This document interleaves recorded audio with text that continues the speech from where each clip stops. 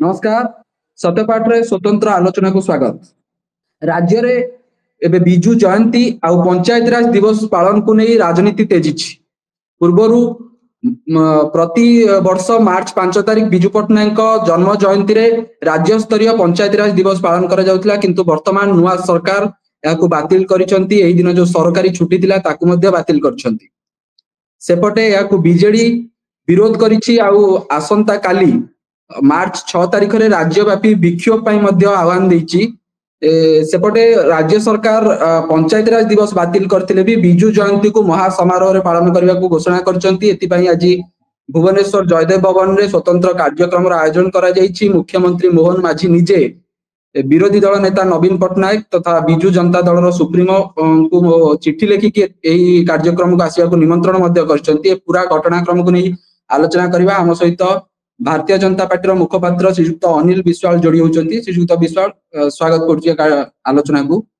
आपण देखिए राज्य स्तरीय पंचायत राज दिवस जातीय स्तर में पंचायत राज दिवस पालन होबार बहु पूर्व ओडिशा पंचायत राज दिवस पालन करथिला मार्च 5 तारिख रे बिजु पट्टनायक जयंती को। आपणक दल जेतेबेले मेंटो सरकार रे थिला 2000 रु 2009 पर्यंत सेतेबेले भी एहाकु नै कि कोनोसी आपत्ति नथिला पालन करा जाउथिला किंतु एबे कोन हैला काहे कि पंचायत राज दिवस को राज्य स्तरीय पंचायत राज दिवस को सरकार बंद कले। देखो कौन सी दिवस बंद है नहीं पंचायत राज दिवस पालन होची बिजु बाबू जयंती पालन होची। फरक होची या जे पंचायत राज दिवस आगु जो मार्च मासरे 5 तारिख पालन करा जाउथला तार कोनसी कोइंस बा तार कोनसी हिस्टोरिकल ये नथिला माने आपण कहि परन जे मार्च 5 रो सेमति किछि विशेष प्रासंगिकता पंचायत राज दिवस सांगेर नथिला। मार्च 5 तारिख रो पंचायत राज दिवस सांगेरे कोनसी सेमति सेबळे संपर्क नथिला बरं संपर्क होची एप्रिल 24 रो कारण एप्रिल 24 तारिख 1993 मसिया रे पंचायत राज व्यवस्था को गोटे कॉन्स्टिट्यूशनल मैंडेट मिलिथिला गोटे संवैधानिक क्षमता दिया जायथिला 24 एप्रिल 1993 रे। तेणु पंचायत राज व्यवस्था दृष्टि 24 एप्रिल रो गुरुत्व रहिछि वा प्रासंगिकता रहिछि। बाकी रहला आपण जो प्रश्न करूथिले जे मेंटो सरकार समय पालन होउथिला बेली तो मो पाखरे किसी स्पष्टता नाही। एटा बिजु जनता दल नेता माने कहउछनी मते लागि से माने मिछ कहउछनी बेली। द्वितीय कथा हला जे ए जो 24 एप्रिल को पंचायत राज दिवस बाबरे नेशनल जातीय स्तर रे पालन करा गला। ए निष्पत्ति 2010 मसिया रे यूपीए सरकार समय रे निया जायछि मनमोहन सिंह सरकार समय रे निया जायछि। सेबे ठारू 2010 मसिया ठारू सारा देश रे पालन करा जाउछि। जदी आगुरु आपण को कहबा अनुसार बा बीजेडी रो कहबा अनुसार मार्च 5 तारिख पालन करा जाउथिला किंतु जेबे 2010 रे सारा देश पालन कला सेही समय रे राज्य सरकार ताकू एप्रिल 24 रे पालन करिवा कथा से माने कले नाही। एथि पई जे तांको पाखरे राजनीतिक बाध्यबाधकता थिला से माने टिके संकीर्ण मना हो जाइथिले एवं एप्रिल 24 तारिख को मो दृष्टि रे भारत वर्षर डेमोक्रेटिक गणतांत्रिक इतिहास एवं गणतांत्रिक जो गठनात्मक रचनात्मक गणतंत्र रही सबुठू तृणमूल स्तर में जो मैंने काम कर सरपंच हूँ समिति सभ्य हूँ जिला परिषद हूँ एमानंको एप्रिल 24 गोटे बड़ ऐतिहासिक दिन ये जे जो grassroot pillar of the democracy को से दिन कॉन्स्टिट्यूशनल मैंडेट मिलता से दृष्टि एप्रिल 24 प्रासंगिकता रही एप्रिल 24 मत गोटे बड़ ऐतिहासिक दिन भारत वर्षर गणतंत्र से दिन को समस्ते पालन करने उचित पंचायत राज दिवस रे। बाकी रहा छुट्टी बातिल देखो ओडिशा अनेक पूर्वतन मुख्यमंत्री अच्छा जदि हरेकृष्ण महताब नंदिन शतपथी जानकी वल्लभ पट्टनायक ये समस्त अवदान अच्छी ओडिशा गठन में जदि आमे सेमानक जन्मदिन रे जन्म जयंती रे ओडिशा रे छुट्टी पालन करा जाउछि कि जदि से परंपरा आमे आगेबा ताले पाखापाखि वर्ष को 15टी सरकारी छुट्टी घोषणा करबा ପାଇଁ पड़िबो बा ताठू अधिक भी करा जाई पारे। तेणु ये परंपरा रे केबे भी जने पूर्वतन मुख्यमंत्री को जन्म जयंती को छुट्टी घोषणा करा जिवो ए परंपरा बा ए थियोरी रे मु एकमत नुहे। बाकी बिजु बाबू जयंती आज बड़ धूमधाम रे राज्य सरकार पालन करुछंती गोटे आलोचना चक्र करा जायछि जोतरे बिजु बाबूंकर जहां अवदान रही ओडिशा प्रति से ऊपर आलोचना हबो। मुख्यमंत्री पूर्वतन मुख्यमंत्री बा विरोधी दल नेता को निजे इनविटेशन देइछंती से मध्य आसीबे। तेणु बिजु जनता दल विधायक रहिबे भारतीय जनता पार्टी विधायक रहिबे बुद्धिजीवी रहिबे। तेणु बिजु बाबू जयंती जेभली ढंग रे पालन करा जिबा कथा भारतीय जनता पार्टी सरकार पालन करछंती मते लागुछि जे बिजु जनता दल टिके भयभीत हे जाउछि सेमानक राजनीतिक अस्तित्व काले रहिबो नाही बेली। द्वितीय कथा हला जे सेमाने एते दिन धरि जो विभ्रांत करी आस्थिले पंचायत राज दिवस को लेकिरी ତାର ମୁଖା ଖୋଲିଯିବା କାରଣରୁ ସେମାନେ ଏଭଳି ବୟାନବାଜି କରୁଛନ୍ତି। କିନ୍ତୁ ଏବେ ଆପଣ ଦେଖିବେ ବର୍ତ୍ତମାନ ଆଜି ଯୋଉ ପାଳନ ହଉଛି ବିଜୁ ଜୟନ୍ତୀ ପାଳନ ହଉଛି ଶଙ୍ଖ ଭବନରେ ନବୀନ ବାବୁ ସିଧାସଳଖ ବିଜେପି ସରକାରକୁ ଟାର୍ଗେଟ କରିଛନ୍ତି, କହିଛନ୍ତି ଯେ ଇତିହାସ ବଦଳାଇବାକୁ ସରକାର ଚେଷ୍ଟା କରୁଛନ୍ତି, ଏମାନେ ନାଁ ବଦଳାଇ ପାରନ୍ତି କିନ୍ତୁ ଇତିହାସକୁ ବଦଳାଇ ପାରିବେନି। ପୂର୍ବରୁ ଆପଣଙ୍କ ସରକାର ସେ ଅଭିଯୋଗ ଆଣୁଛନ୍ତି ଯେ ବିଜେପି ସରକାର ଆସିବା ମାତ୍ରେ ବିଜୁ ପଟ୍ଟନାୟକ କ୍ରୀଡା ସରକାରର କ୍ରୀଡା ପୁରସ୍କାରର ନାଁ ବଦଳାଇବାକୁ ଚେଷ୍ଟା କରିଥିଲେ। ଏବେ ବିଜୁ ପଟ୍ଟନାୟକ ଆନ୍ତର୍ଜାତୀୟ ବିମାନ ବନ୍ଦର ଯୋଉ ଭୁବନେଶ୍ୱର ବିମାନ ବନ୍ଦରର ବି ନାଁ ବଦଳାଇବାକୁ ଆପଣ ପ୍ରଚେଷ୍ଟା କରୁଛନ୍ତି ବୋଲି ନବୀନ ବାବୁ ନିଜେ ଅଭିଯୋଗ ଆଣିଛନ୍ତି। ଦେଖନ୍ତୁ ବିଜୁ ବାବୁଙ୍କ ଜୟନ୍ତୀ ଶଙ୍ଖ ଭବନରେ ପାଳନ ହଉ, ଅସୁବିଧା ନାହିଁ, କିନ୍ତୁ ବିଜୁ ବାବୁ କଣ ଶଙ୍ଖ ଭବନରେ ସୀମିତ ହେଇଯିବାର ବ୍ୟକ୍ତିତ୍ବ କି? ନା ବିଜୁ ବାବୁଙ୍କୁ କେବଳ ବିଜୁ ଜନତା ଦଳ ଚାହୁଁଛି ଯେ ଶଙ୍ଖ ଭବନରେ ଏମାନେ ବିଜୁ ପଟ୍ଟନାୟକ ସୀମିତ ହେଇଯାଆନ୍ତୁ। ମତେ ଲାଗୁଛି ଏମାନେ ଯଦି ବିଜୁ ଜନତା ଦଳର 24 ବର୍ଷର ଶାସନ କାଳକୁ ଦେଖିବେ, ଏମାନଙ୍କର ପରମ୍ପରା ରହି ଆସିଛି ଓଡିଶାର ଅନ୍ୟ ପୂର୍ବତନ ମୁଖ୍ୟମନ୍ତ୍ରୀ ମାନଙ୍କୁ ଅସମ୍ମାନିତ କରିବା ବା ଯଥାମାନ୍ୟ ସମ୍ମାନ ନ କରିବା। ଆଉ ଦ୍ୱିତୀୟ ପରମ୍ପରା ରହିଛି ଯେ ବିଜୁ ବାବୁଙ୍କୁ ନିଜ ଦଳ ଭିତରେ ସୀମିତ କରିବା। ଏ ଦୁଇଟି ଯାକ କଥାରୁ ମତେ ଅନୁଭବ ହଉଛି ଯେ ଏମାନେ ସଂକୀର୍ଣ୍ଣ ମନା, ଏମାନେ ଅଦୂରଦୃଷ୍ଟି ବା ଦୂରଦୃଷ୍ଟିହୀନତାର ପ୍ରମାଣ ଏମାନେ ଦେଖାଇଛନ୍ତି। ତେଣୁ ବିଜୁ ବାବୁ ବିଜେଡିର ଉପର ଲୋକ, ବିଜେଡିର ଭିତରେ ବିଜୁ ବାବୁଙ୍କୁ ବାନ୍ଧି ହବ ନାହିଁ। ବିଜୁ ବାବୁ ସାରା ଓଡିଶାର ନେତା ଥିଲେ। ଦ୍ୱିତୀୟ କଥା ହେଲା ଯେ ଓଡିଶାର ଅନେକ ପୂର୍ବତନ ମୁଖ୍ୟମନ୍ତ୍ରୀ ଅଛନ୍ତି, ଯେମିତି ମୁଁ କହୁଥିଲି ନନ୍ଦୀନ ଶତପଥୀ ହୁଅନ୍ତୁ, ହରେକୃଷ୍ଣ ମହତାବ, ନୀଳମଣି ରାଉତରାୟ, ନବକୃଷ୍ଣ ଚୌଧୁରୀ ଭଳି ଅମାୟିକ, ସ୍ୱଚ୍ଛ ଏବଂ ଗୋଟେ ଛାପ ଛାଡି ଯାଇଥିବା ନେତୃତ୍ୱ ହଉଛି ନବକୃଷ୍ଣ ଚୌଧୁରୀ। ଯଦିଓ ଅଳ୍ପ ଦିନ ମୁଖ୍ୟମନ୍ତ୍ରୀ ଥିଲେ, କିନ୍ତୁ କୁହାଯାଉଛି ତାଙ୍କ ମୁଖ୍ୟମନ୍ତ୍ରୀ ସମୟରେ ସେ ଯୋଉ ନିଷ୍ପତ୍ତି ଗୁଡିକ ନେଇଥିଲେ ସେଗୁଡିକ ସେତେବେଳେ ସାରା ଦେଶରେ ଐତିହାସିକ ନିଷ୍ପତ୍ତି ବୋଲି କୁହାଯାଉଥିଲା। ହରେକୃଷ୍ଣ ମହତାବଙ୍କର ଅବଦାନ ତ କହିଲେ ସରିବ ନାହିଁ, ଏତେ କଥା କରିଛନ୍ତି। ତ ଆପଣ କୁହନ୍ତୁ ଶଙ୍ଖ ଭବନରେ ଏଇ ଯୋଉ ନେତା ମାନଙ୍କ ଭିତରୁ କାହା ଜଣଙ୍କର ଜନ୍ମଦିନ କେବେ ବିଜୁ ବାବୁ ବିଜେଡି ବାଲା ପାଳିଛନ୍ତି?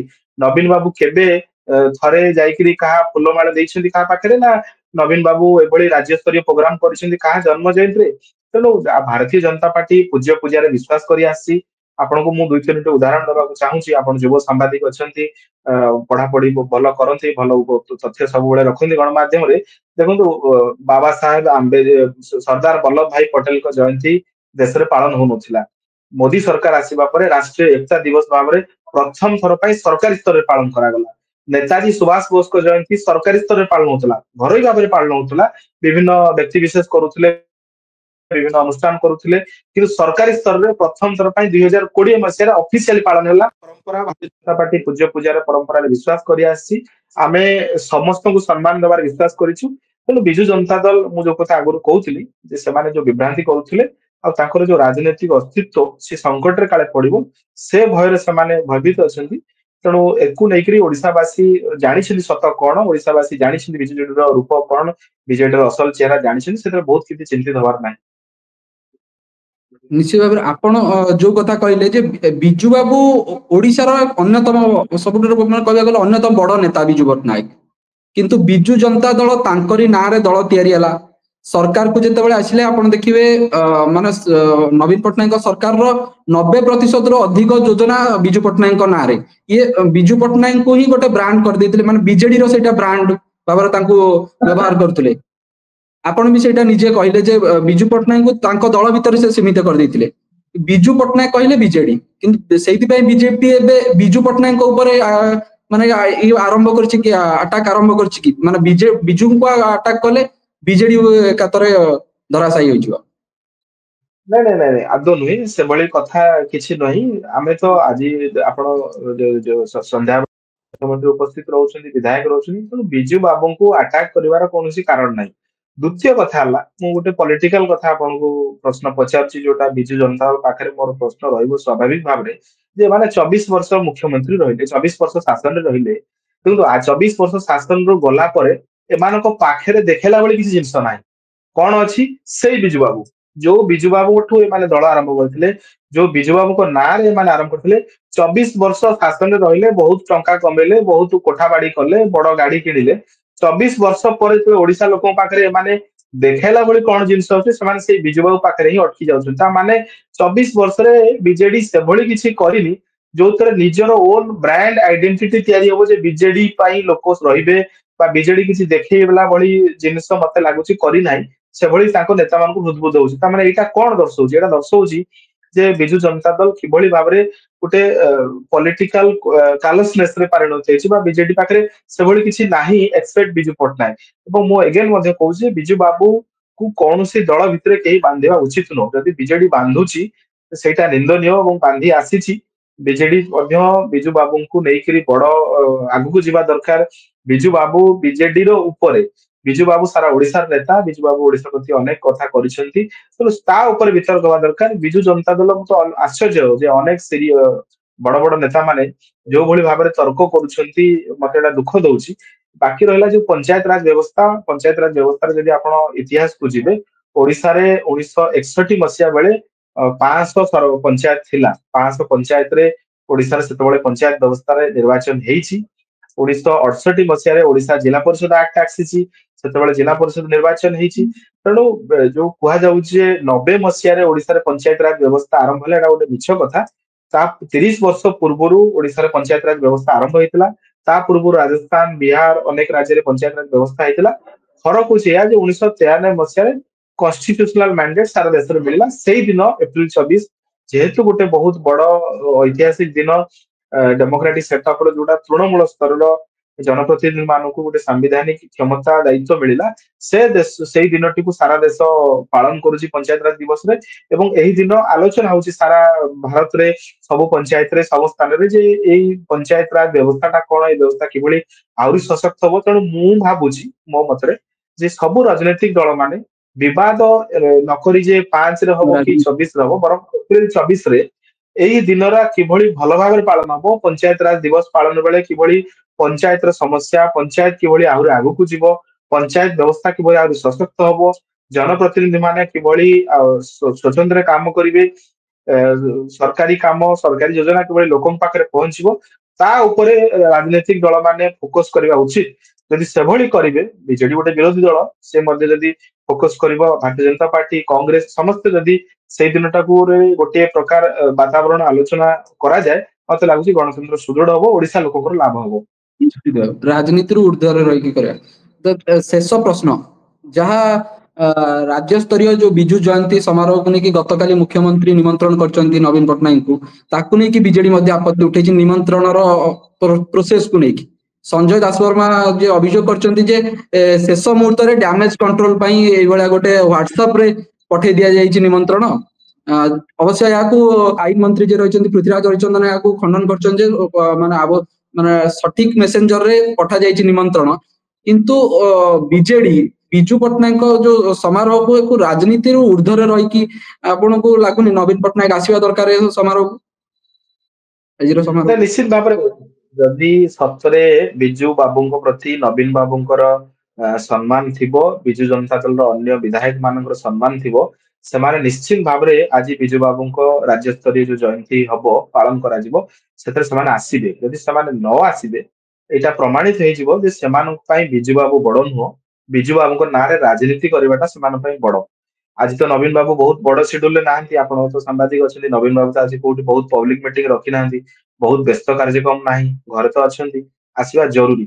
ବାକି ରହିଲା ଯେ ଯୋଉଟା ସଞ୍ଜୟ ଦାସ ବର୍ମାଙ୍କର ଅଭିଯୋଗ ଯେ ସଠିକ ଭାବରେ ତାଙ୍କୁ ମାନେ ନିମନ୍ତ୍ରଣ ଯାଇନାହିଁ, ମତେ ଲାଗୁଛି ଏଇଆ ଯେ ଆଗରୁ ଯୋଉଟା ଚର୍ଚ୍ଚା ହଉଥିଲା ଯେ ଆଜି ବି ନବୀନ ବାବୁ ବିଜେଡିର ନେତା ମାନଙ୍କ ପାଖରେ ଅପହଞ୍ଚ, ନେତାମାନେ ଜାଣି ପାରୁନାହାନ୍ତି ନବୀନ ବାବୁ କଣ କରୁଛନ୍ତି, ବା ନବୀନ ବାବୁ ତାଙ୍କୁ ନେତା ମାନଙ୍କୁ ପାଖରେ ପୁରେଇ ଦଉନାହାନ୍ତି। ମତେ ଲାଗୁଛି ଏବେ ବି ସେ ବ୍ୟବସ୍ଥା ବଳବତ୍ତର ଅଛି। ତା ନ ହେଇଥିଲେ ଯୋଉଟା ନିମନ୍ତ୍ରଣ ଯୋଉଟା ନବୀନ ବାବୁ ନିଜେ ପାଇଗଲେଣି, ତାକୁ ଏଇ ବିଜେଡି ନେତା ମାନେ କହୁଛନ୍ତି ନାଇଁ ନବୀନ ବାବୁ ପାଇନାହାନ୍ତି, ସୋସିଆଲ ମିଡିଆରେ ବୁଲୁଛି। ଆରେ ସୋସିଆଲ ମିଡିଆରେ ତ ଆଜିକାଲି ଡିଜିଟାଲ ଜର୍ଣ୍ଣାଲିଜିମ ର ଯୁଗ, ସବୁ କଥା ତ ସୋସିଆଲ ମିଡିଆରେ ବୁଲୁଛି।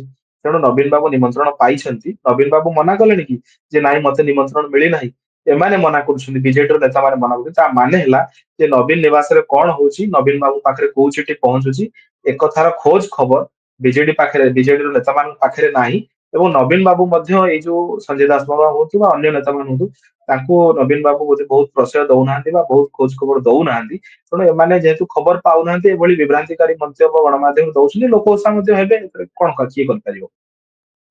ନିଶ୍ଚିତ ଭାବରେ ଆଜି ସନ୍ଧ୍ୟାରେ ରାଜ୍ୟସ୍ତରୀୟ ବିଜୁ ଜୟନ୍ତୀ ସମାରୋହକୁ ନବୀନ ପଟ୍ଟନାୟକ ଆସୁଛନ୍ତି କି ନାହିଁ, ତା ଉପରେ ସମସ୍ତଙ୍କ ନଜର ରହିଛି।